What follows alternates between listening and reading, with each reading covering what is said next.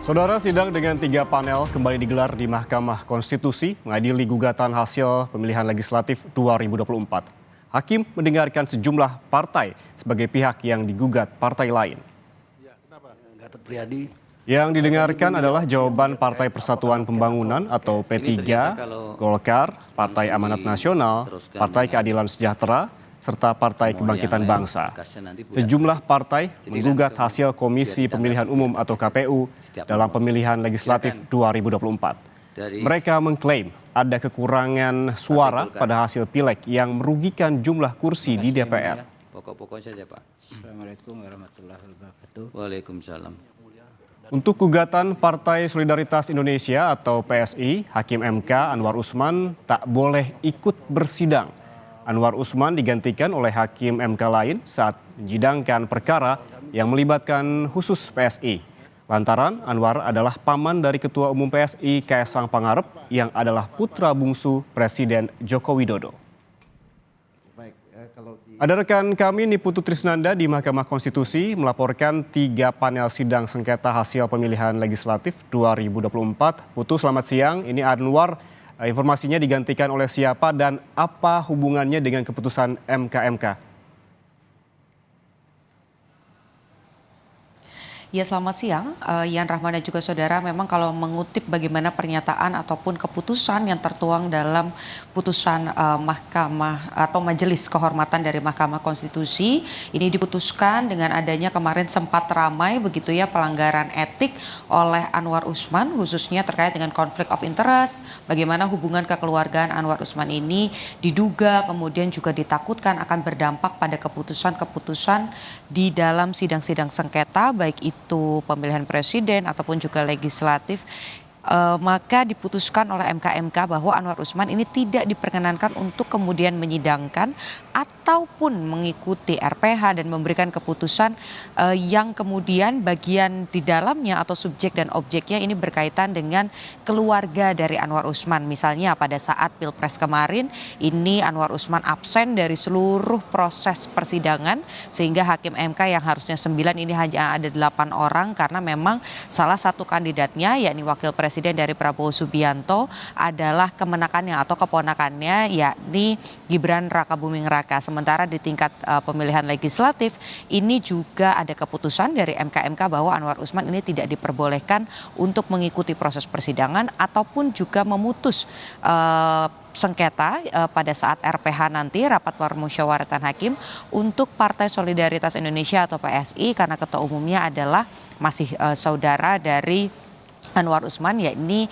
Kaesang Pangarep. Tadi juga sempat disinggung, dimention dalam persidangan yakni oleh hakim ketua sidang di panel 3 khususnya yakni Arief Hidayat, dan berikut pernyataan dari Arief Hidayat pada saat memimpin sidang.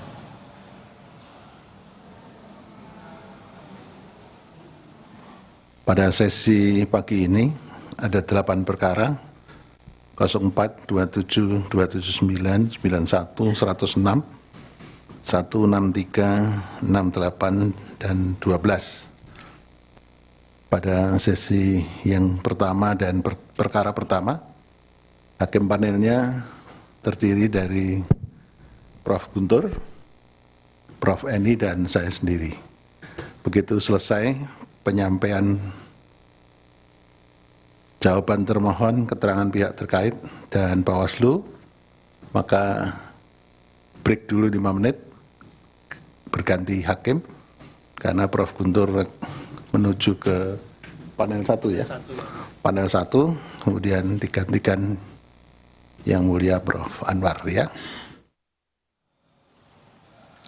Karena tadi untuk memenuhi kuota panel ini harus ada 3 hakim yang kemudian menjalankan proses sidang, sehingga posisi Anwar Usman ini tadi sempat digantikan terlebih dahulu oleh Guntur Hamzah yang seharusnya kalau melihat bagaimana pembagian hakim, Guntur Hamzah ini menjadi hakim anggota di panel 1, dan itu juga akhirnya berdampak pada panel 1 yang harus menunda mulainya persidangan yang seharusnya serentak dimulai pada pukul 8 pagi, ini baru dimulai pada pukul 8 lebih 30 menit waktu Indonesia bagian Barat.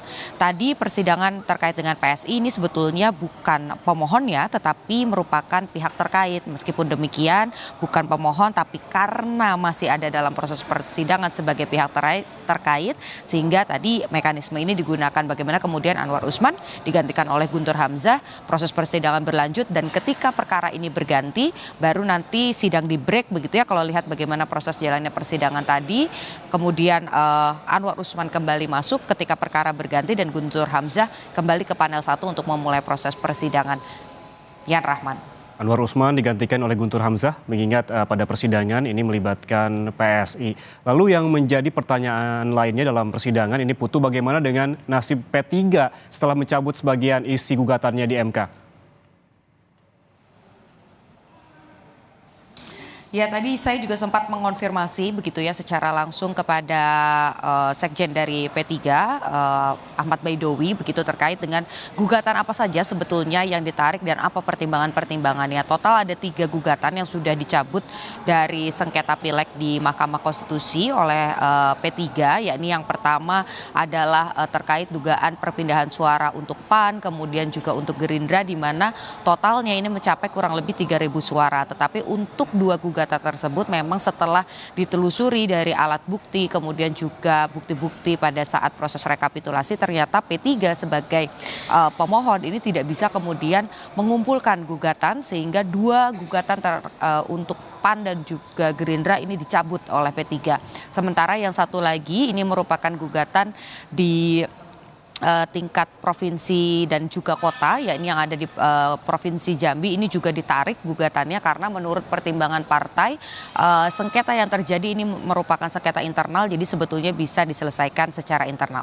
Pertanyaannya kalau kita bicara soal P3 tentu saja ini berkaitan dengan ambang batas parlemen di mana sedikit lagi sebetulnya P3 ini bisa memenuhi syarat untuk kemudian memenuhi 4% sehingga bisa mendapatkan kursi di Senayan begitu ya menjadi anggota DPR. Tetapi karena memang masih kurang meskipun sudah mengumpulkan kurang lebih 5 juta suara begitu tidak memenuhi ambang batas yang 4% sehingga P3 terancam untuk tidak lolos ke Senayan. Nah kalau melihat bagaimana proses jalannya persidangan tadi dari 2 gugatan ada 3.000 suara yang kemudian tidak jadi disengketakan. Kemudian kalau yang Jambi ini tidak dihitung dampaknya pada ambang batas karena memang ini merupakan suara internal jadi siapapun yang keluar sebagai yang lebih tinggi begitu ya dari urut-urutan perolehan suara partai tentu saja ini tidak berdampak pada bertambah atau berkurangnya suara partai. Tapi kalau tadi saya berbincang dengan Ahmad Baidowi disampaikan memang ini ada 2 harapan yang ditaruh oleh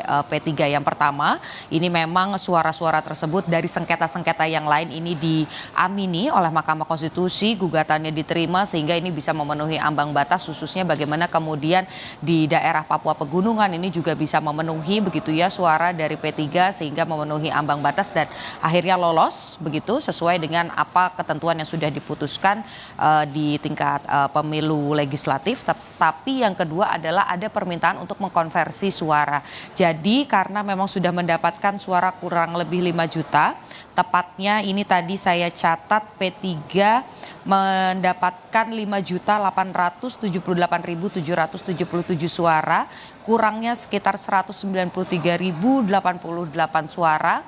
Nah, ini tetap dikonversi menjadi kursi di DPR. Jadi permintaannya adalah 5 juta suara ini dikonversi sehingga P3 tetap bisa melenggang masuk ke Senayan dan juga untuk kemudian peraturan soal ambang batas yang 4% ini ditinjau ulang atau ditunda. Nah, tapi lagi-lagi ini kembali lagi apakah kemudian permintaan atau permohonan dari P3 tersebut bisa diterima oleh Mahkamah Konstitusi dari nanti pada saat rapat permusyawaratan hakim atau RPH ini dianggap sesuai begitu ya, bukti-bukti juga dinilai cukup sehingga itu bisa menguntungkan P3. Tapi lagi-lagi prosesnya masih panjang karena hari ini baru tahapan mendengarkan keterangan dari pihak terkait, keterangan dari Bawaslu dan juga termohon, kemudian bukti-bukti dari ketiga pihak tersebut ya, pihak terkait, Bawaslu dan juga termohon ini baru disahkan hari ini. Jadi prosesnya masih panjang, masih bisa menghadirkan saksi, masih bisa juga ada perlawanan baik itu dari KPU ataupun juga juga pihak terkait untuk